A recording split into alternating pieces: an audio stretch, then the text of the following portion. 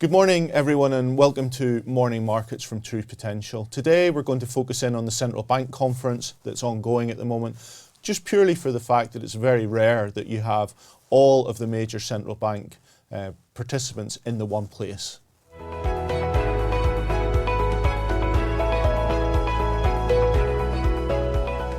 So it's really thinking about this from the fact that when they last met 12 months ago, the factors that they were discussing are relatively similar to where we are today, that we had started that monetary policy tightening phase and that inflation was still at relatively high levels, particularly when we think about where global central banks have their target level of inflation around 2%.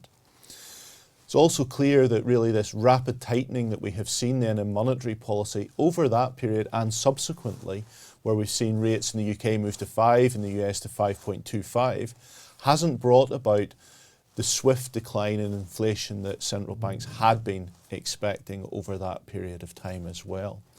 And when we think about that, if we look at what has happened, we know that US inflation peaked at around 9.1% at core and is down to 4% today. Closer to home here in the UK, a slightly different picture where we had inflation peaking at 11.1, but as we discussed just a couple of weeks ago, we've come down just to 8.7. So very different outcomes in different jurisdictions as well. I think it's also evident from a lot of the discussion yesterday that central banks are trying to prepare a situation where interest rates may have to stay higher for a longer period of time.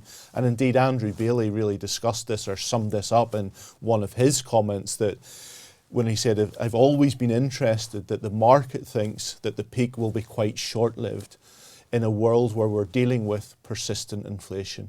And that's something certainly that we should bear in mind when we think about interest rate policy and the impact that that will have in the coming months as we look to the future. I think probably in contrast to that, the only country that's probably positive on the backdrop of the inflation that we're seeing at the moment is Japan. As we've discussed in the past, Japan has went through decades of a deflationary environment. It's now certainly appears to be potentially emerging from that given the inflation backdrop that we've got. So along with their accommodative monetary policy, they didn't, in contrast, see any need to change that at this point in time. So just highlighting that divergence that we have, both in terms of inflation, but also in terms of monetary policy action. I think then another set of comments yesterday were interesting in that they came from the Bank of England's chief economist, and this speaks to some of the things we've discussed around the challenge of forecasting, the sensitivity of forecasts to the assumptions that one uses. Looking at his comments yesterday, really pinning down the problems that the Bank of England have got themselves into on the fact that they assumed that gas prices would remain at the peak level that we saw in August of last year, and as such we would have more of a recessionary environment and that would bring inflation down. Unfortunately, that assumption has caused quite a challenge really for the Bank of England in terms of, going back to Andrew Bailey's point, where the inflation has become slightly more persistent. Just thinking about those gas prices, just looked this morning, they were at around 640 pence a therm when we were back in that time of August when they made that forecast. They're actually around 86 pence a therm today. So it really gives you the sense of why the wrong assumption or a different assumption could have had a very different outcome in a forecast.